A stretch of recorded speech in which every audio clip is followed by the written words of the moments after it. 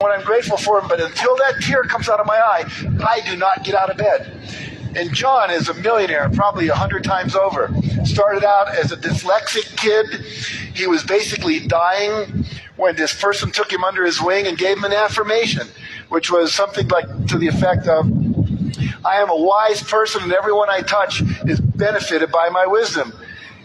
And now, John has read every book ever written by any Nobel laureate in any field in the last 10 years. And he's a genius at what he does. Whereas before they said, you got to drop out of school, you're ADD. And at 14, he dropped out of school. Gratitude. Rhonda Byrne, when she wrote the book The Secret, she said, I didn't start to write until I had so much gratitude in my heart that I would have a tear come down my face. She said, as soon as I was in that space, my fingers were just flying. In the book, she wrote that book in like 3 weeks. 3 weeks, wrote a book that sold over 3.75 million copies because she was in the space to receive. Because when you're in a space of gratitude, you're saying, I accept that which has been given to me, I appreciate it, and what that does, it opens up a space for more to flow in. The word grace, we say we're under grace, the grace of God.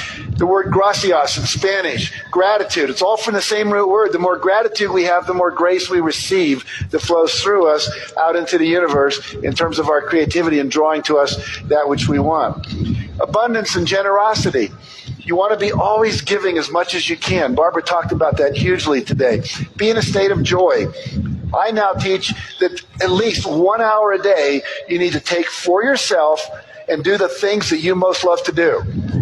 Right now, I'm learning to play the piano, so that's what my hour is about. For my wife, it's the horse poop and petting our dog and our cats and all of that stuff. She loves it. She just does. For someone else, it's listening to Bach or Beethoven or listening to Bono or whatever it might be. For someone else, it's painting or gardening. I was doing a seminar up in Canada, and actually, I was actually on a TV show up in Canada, and this woman stood up in the audience, and she said, I have a question.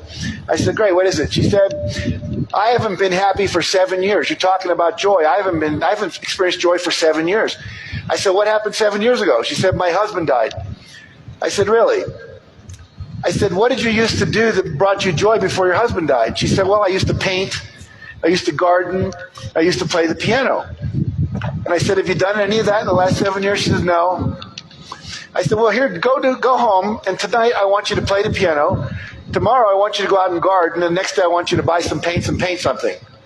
Then I want you to write me a letter or give me a phone call, and I gave her my card. And about a week later I got a call, and she said, I can't tell you how happy I am. Happiness partly comes from doing things that make you happy. And for some reason, most of us spend our time doing the things we think we should do, and we don't go out and do the things that make us happy.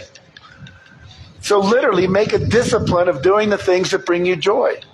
It's like having a joy diet. And basically, if you can get into joy all the time, like Mother Teresa was, or the Dalai Lama is, or Mark Victor Hansen is 90% of the time, and I am 90% of the time, then things just start flowing into your life at a magical rate.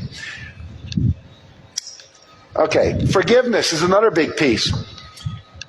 You must forgive, because anytime you're holding resentment, you're not in joy, you're not in love, you're not in inner peace. You have to let go and release.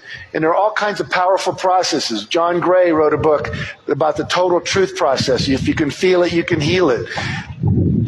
There's a book on letting go on forgiveness by Jerry Jampolsky. I mean, there's many, many techniques out there. Find one and use it. The emotional freedom technique, the 5-minute phobia cure. There's a ton of technology that can, in like 5 minutes, you can get rid of a phobia. In 5 minutes, you can get rid of a negative belief just tapping on